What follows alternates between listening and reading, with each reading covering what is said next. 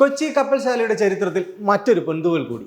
Indian നാവികസേനയ്ക്കായി നിർമ്മിക്കുന്ന 8 anti submarine shallow water ക്രാഫ്റ്റുകളിൽ രണ്ടാമത്തേതായ മാൾവൻ നീറ്റിലിറങ്ങി.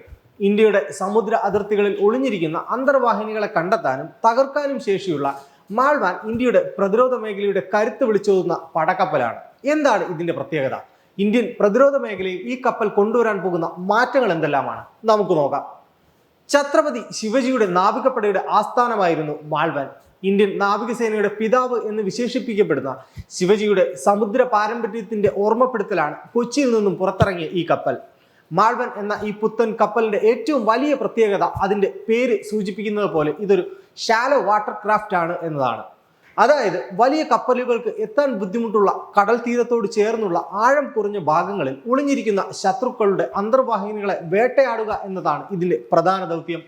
ശത്രുവിന്റെ കണ്ണിൽപ്പെടാതെ വളരെ വേഗത്തിലും നിശബ്ദമായും സഞ്ചരിക്കാൻ ഇതിന് കഴിയും.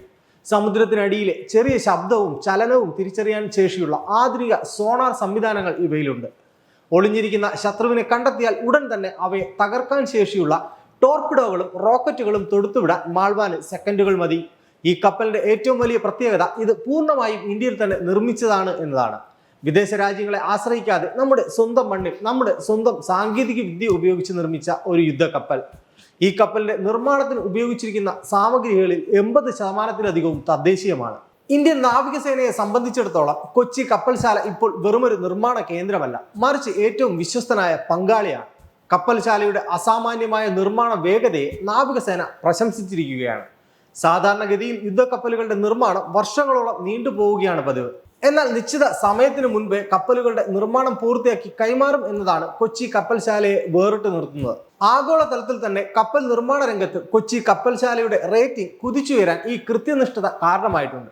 ഇന്ത്യയുടെ ആദ്യ തദ്ദേശീയ വിമാനവാഹിനി കപ്പലായ INS വിക്രാന്ത് നിർമ്മിച്ച് ലോകത്തെ അത്ഭുതപ്പെടുത്തിയതിനു ശേഷം കൊച്ചി കപ്പൽശാലയിൽ നിന്നും വരുന്ന ഏറ്റവും സുപ്രധാനമായ നേട്ടമാണ് മാൾവാൻ.